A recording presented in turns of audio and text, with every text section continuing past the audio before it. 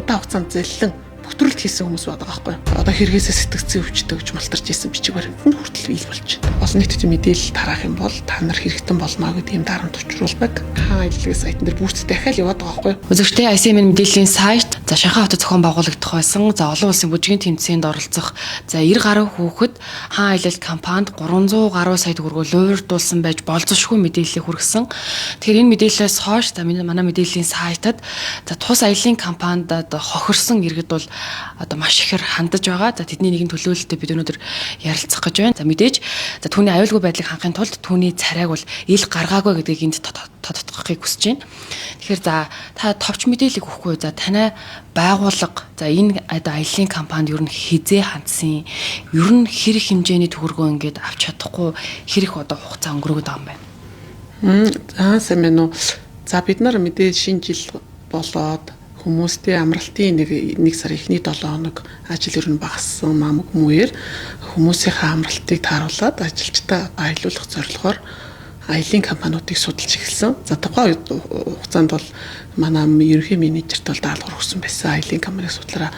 За манай менежерүүд ерөнхийдөө судлаад Бали арал руу аялъя гэдэг юм аяллыг зар хайж агаад за тэгээд тэр хугацаанд энэ хаан аялал гэсэн одоо Facebook пэйжтэй холбогдсон байдаг. За тухайн үед өдөр хоногийн таарахгүй байсан урт хугацаатай байсан учраас бас өөр аялал ингэ сонирхож байгаад менежер минь байж итэл яг энэ пэйж спонсорлсон хайнаа аялуулна гэсэн аялал нь бол хоногт таарсан байсан. Тэгээд багаараа ярилцж байгаа за энэ хүү аяллыг сонгоод за гэрээ хийгээд төлбөр мөнгөний одоо 50% шилжүүлээд ерөөдөө 8 ажилт нь аялуулах гад за нийт төлбөрийн 50% болгох за 12 сая төгрөгийг бол шилжүүлж гэрээ хийсэн байдаг. За ингээд 11 сарын 24-нд гэрээ хийгээд 12 сар гараад явах байсан. Тухайн хугацаанд энэ одоо аяллынхнаас мэдээлэл авах гээд ингээд холбогдсон боловч ер нь их нааштай одоо яг буудал нь хаана яаж тий ямар буудалд байрлах билээ за ямар хөтөлбөртөө билээ гэдэг мэдээлэл авлахад бол нэг төдийлөн бас тодорхой хариулт байхгүй дандаа ийм ойлгомжгүй юм гэдээсэн. За энэ байдлаас үүсээд бидгээд ер нь бол за энэ бол туршлагагүй машин компани юм шиг байна. Тэгээд аяллагын талаар дэлгэрэнгүй мэдээлэл аваад ингээ хөөцөлдөд байсан.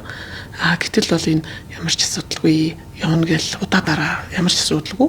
За 2-3 хоног юм бүх юм чинь бэлэн болно гэсээр хэтэл бидний аялах хугацаад өгч ирсэн.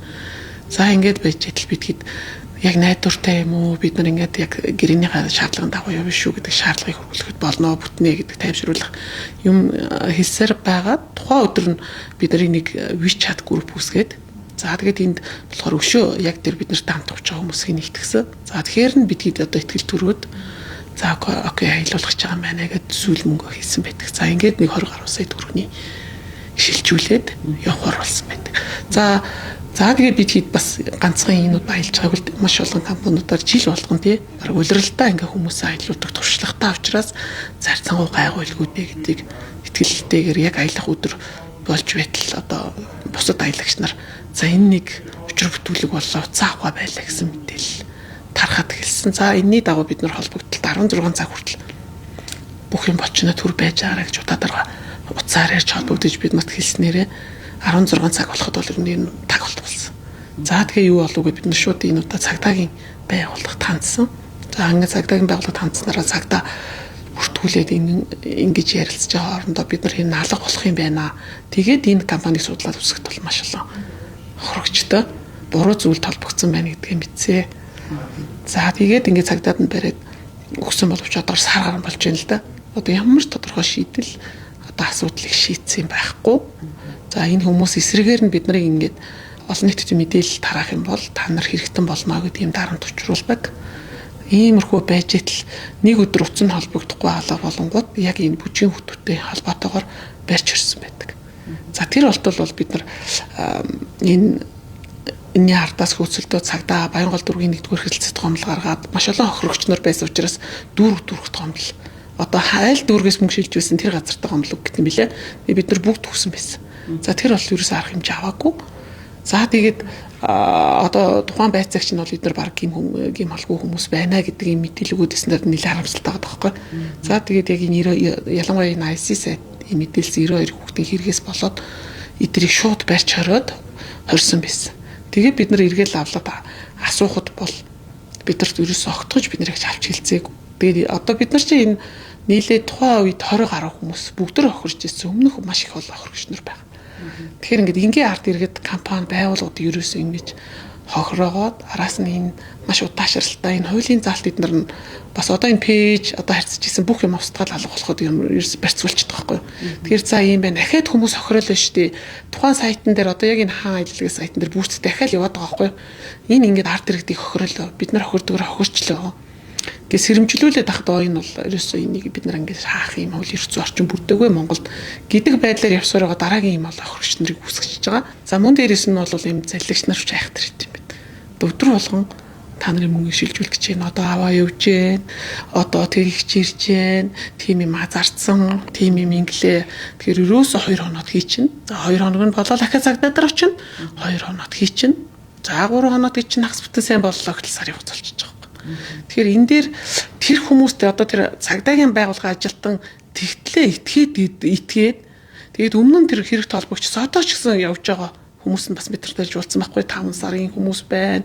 Өмнөх 1 сар те энэ 24 оноос эхэлж ин маш одоо удаан хугацаанд зэллэн бүхтрэлт хийсэн хүмүүс байдаг байхгүй. А цаашлаад мэдээж бид нар судлаад үзэхэд одоо хэрэгээсээ сэтгцэн өвчтөг гэж малтарч исэн бичиг баримтанд хүртэл ил болж байна. Тэгэхээр ийм хүмүүсийг ингэж өмгөөлж хамгаалаад бид нарыг ч гэсэн ийм тайвшруулаа тий. Ахин дараагийн зэллэн хийгээлхийн нөхцөлд бүрдүүлээд агаад нь цагдаагийн байгууллагыг бол бүрнхээр гайхталахгүй. Тэн дээр бол тест бүрнхээр гайхаж байна. За тэгээд нэгэнд бид нар энэ хүндэрсэн юм байна гэдэг ингээд дахиад хөөцөлдөөд одоо энэ шүүхт бидний асуудлаас болж хоригдоогүй. Яг тэр 92 хүн хүүхдийн хохироос асуудлаас бол хоригдсон байж байгаа. Анх ер нь захиалга яаж өгсөн? Ер нь анх уулзахад ямар хүмүүс байсан юм бэ? Анхлаад гэрээгээ хийгээд уулзъя гэхэд би ингээд завгүй байна. Ингээд дүүгээрээ явуулчихъя. Гэж дүүн ирээд гэрээ хийгээд хамгаалуулаад авч явсан. Эренгүүт нь бид нарт хамгаалаад эргүүлээд өгч явсан. За ер нь яг заллиулснаа мэдлэгэнгүүт нь бид нар яг тухайн үед нь тэр 2 ажилтныг бүр яг офс нь хаагдаа явцсан байсан. Уцаар нь олж дуудаж уулзаад яг уулзаад цагдаагийн газар бүр хүлээл гэж өгсөн байхгүй. Бангол дүүргийн 1-р хэсэлтээс ганц зөрөг гэдэг юм дээр хүлээлгээд өгсөн байхгүй. Тэгэхээр бид нар хориулах шаардлагыг тавьчихсан. Гэтэл хориогүй. Тэгээд одоо эднэр маань мөнгөч маргааш хийчих юм байна. Та нараа нэг жоохон хүлээцтэй хандаа гэдэг шаардлагыг тавья болсон байхгүй. Тэгэхээр уулзчихсан яг уу. Танай компанид бол 20 гаруй сая төгрөг ингээд заллуулсан юм байна. Тухайн тэр мөнгийг ер нь 50-50% гэж авахдаа ямар дансаар авч ирсэн? Хувийн данс байсан юм уу? Компани данс байсан юм уу? За бид нар бол яг байгууллага учраас одоо байгууллагын дансаар хийнэ. Байгууллагын данснаас шилжүүлнэ гэдэг юм шаардлагыг тавьсан. Гэтэл одоо аялал жуулчлалын компани бид нар ингээд баг зардлаар явж байгаа учраас хувь компани энэ хүн бол одоо манай гэрээ контрактыг хийх хэрэгтэй гэдэг гэрийн дээр бичсэн байгаа л да. Нэр усыг оруулаад компани нэрээ оруулаад тэгээд тэр хүмүүнийхээ дансруу авсан байдаг. Тэгээд эргээд бид нар шалгаад үзэхэд тэр компани нь аль хэзээ хаагдсан компани байсан. Тухайн үед бол нэг тэгж анзаарч шалгаагүй л дээ. Энэ хаан аялалтай холбоотой мэдээллийг одоо манай сайт цацснаас хойш маш олон иргэн хандж байгаа л да. Тэдний хүмүүсийн хувьд юу гэж хэлж байгаа вэ гэхээр энэ компани хүмүүс одоо өөрсдөө хуульч мэргэжилтэй учраас за хуулийн гаргалгааг ингээд маш сайн мэддэг учраас мултарт юм байна гэд та ч гэсэн сая хэллээ шүү дээ. Сэтгцийн өвчтэй гэдэг энэ бичиг гэдэг энэ та мэдээллийг яаж мэдсэн бэ? Тий, энэ хуульч мэргэжилтэй хүмүүс байгаа. Хоёлоо. За энэ 3 хүн ээж нь бас өмгөөлөгч мэргэжилтэй. За ах дүүсээрээ өмгөөлөгч хуульчийн бүлэг хүмүүс байгаа. Энэ хэрхээ харталт 1-2 хүн. Эхэндээ бол зүгээр л би баг ингээд дансаа тий. Миний дансыг ашиглал өөрчлөсөн юм а гэдэг байдлаар их болтох гэж исэн. Тийм бол биш энэ асар том бүлэглөөр байгаа гэдэг намд би бол бүр ихтэй. Энэ хаан аялал гэдэг компани зөвхөн аялал зохион байгуулах гэж одоо луурдах бус тий виз гаргана ч гэдэг юм уу өөр төрлүүдийн бас юм луур хийдэг гэсэн мэдээлэл иргэд бас өгч байна л да. Таны талаар бас судалсан баг. Би бас яг хайгаад үзэхэд яг хаан аялал гэсэн аккаунт байлээ виз гаргадаг олон төрлийн. Тэгээ би бас тэр утас руу залгаж үтсэн. Дуу хоолой voice байршил бүх юм бичих гэж ирнэ хичээж үтсэн. Тэгэхэд бол шууд таслаад байршлаа дахин өөр газар заач хэлж өгчээсэн. Тэгэхээр мэдээж бид нар одоохондоо аялал талаар нь шүүгж оловч олон талаар ярих юм бол эндээс маш олон юм гарч ирэх магадлалтай гэж бол үзэж байна. Бас хандж байгаа иргэдийн хувьд нэг юм мэдээллийг бас анхаарал татчихсан л та. Манай одоо олонний танил жүжигчид энэ одоо компаниг рекламдж байсан учраас биднэрт итгэл найдвар төрчихсөн юм а гэж бас ийм зүйлийг хэлж ирсэн. Таны хувьд яг ийм зүйл байсан уу? За тий яг энэ дэр ингээд судлаасаа тий олонний танил жүжигчин байгаа. Тэр жүжигчтэй бас бид нар яасан холбогдсон. За тэгэхэд өмгөөлсөөр байгаа л энэ сар болгосон. Тэгээ жүжигчд байгаа. Тэр жүжигч өөрөө мэдчихэл байгаа. Одоо ер нь бол бид нар ингээд шүүхийн шат руу прокурор руу ямар ч гэсэн шилжүүлсэн. Тэгэхээр зэрэг дараа дахиад мэдээлж болно. Тэгээ жүжигчийн байсныг ч мэдж байгаа. Итгэл нь бид нартай бүр өөрөө холбогдоод бид нар чинь энэ 20 гаруй хохрог шиг дунд чинь янз янзын хүмүүс байгаа. Зарим нь бас ингээд зориглоод ажил мэргэжилтэй холбоотой учраас шууд мэдээлэл өгч чадахгүй байна гэсэн хүмүүс байгаа. Тэдгээр хүмүүс холбогдоход хамгаалсаар байсан жүжигчд. За маргааш хичээжтэй та нар ямар сүртэй гэдэг байдлаар бас л хамгаалсаар байсан. Иргэдэд сэрэмжлүүлэг болох үүднээс ярилцлагын төгсгөлд танд та юу хэлэх вэ? Одоо ер нь бол ийм захин залилангийн хэрэг зөвхөн одоо энэ аяллаар тусгааргүй тий маш олон салбарт байж байгаа. Ялангуяа энэ аяллаа ийм салбарт байх юм бол маш найдвартай гэрээ контракт ба олон жилийн туршлагатай ийм байгууллагуудаар сонгож үйлчлүүлэх хэрэгтэй юм байна гэдгийг бол сайтар ойлгосон. За эднэрийн гол залил нь юу вэ гэхээр мэдээж том байгууллагуудыг үн зарладаг. Тэрнээс нэг ганц 200 цаас татвар тавьдаг ч юм уу тийм асуудлаас болж бид нар бас их одоо судалгаа хийжсэн туршлагагүй тий хүмүүс маань бас тэн дээрээс алдаа гаргаснаа бас болж харсан.